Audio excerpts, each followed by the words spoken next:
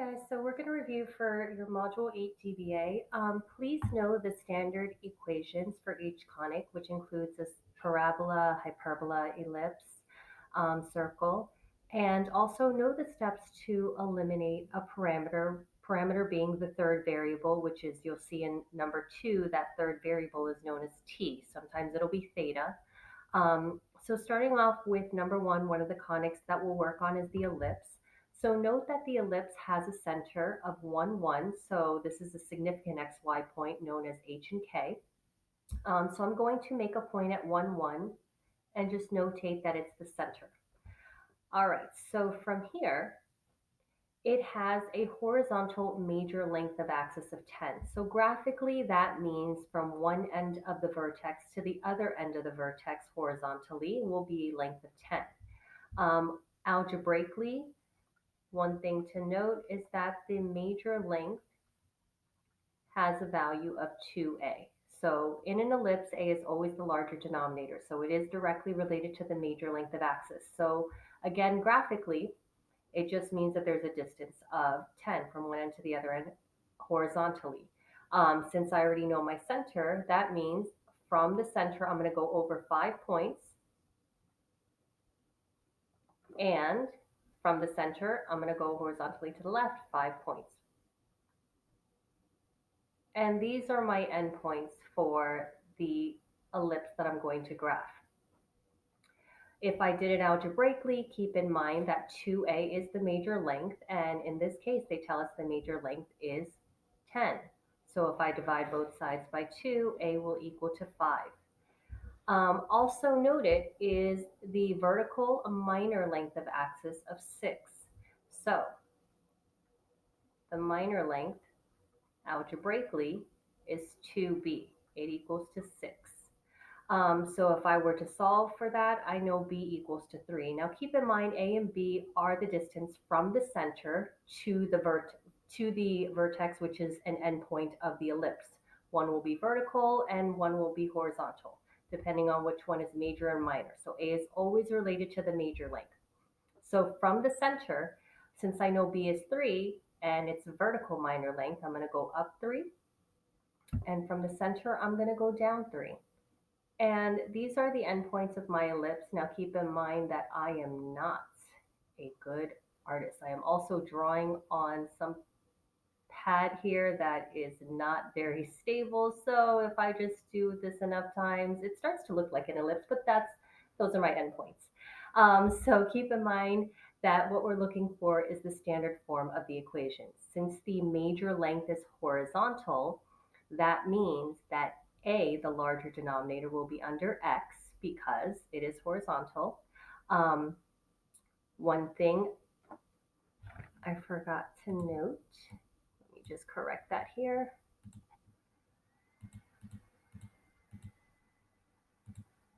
Is keep in mind that your numerator is going to be x minus h squared. So again, the a is under the x because it's a horizontal major axis. And then plus y minus k squared over b squared equals to 1. This is my standard form of my equation. I just need to plug in the values.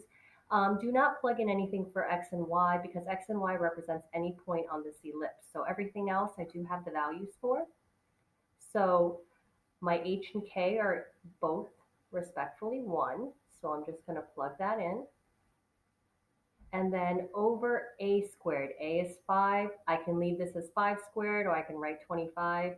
And then b, I've noted as well, is 3.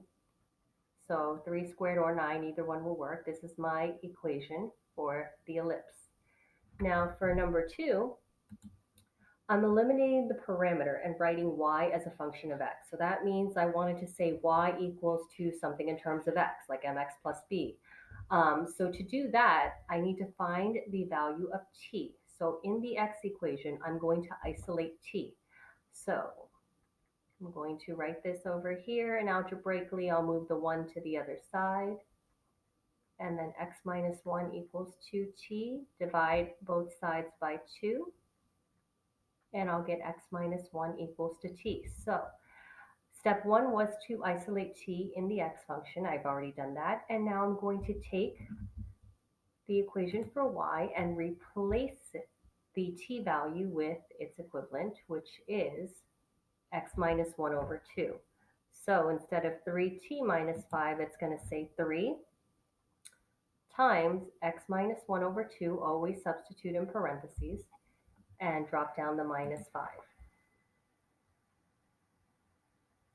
So let me put a little space because this was from the other equation. And then remember that when I distribute, the fraction form of 3 is 3 over 1.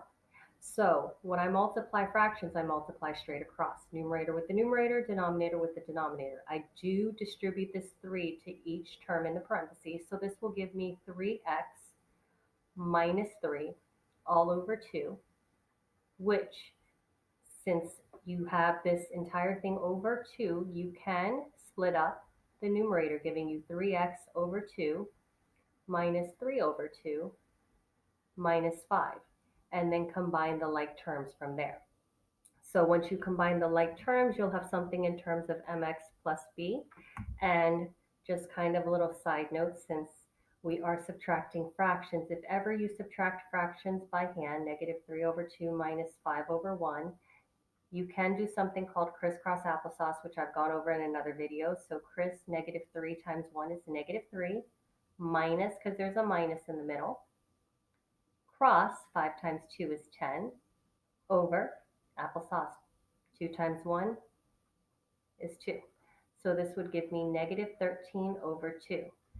So combining the two constants and bringing down the term with x would give me 3x over 2 minus 13 over 2. All right, guys, hope this helps. Good luck on your DBA.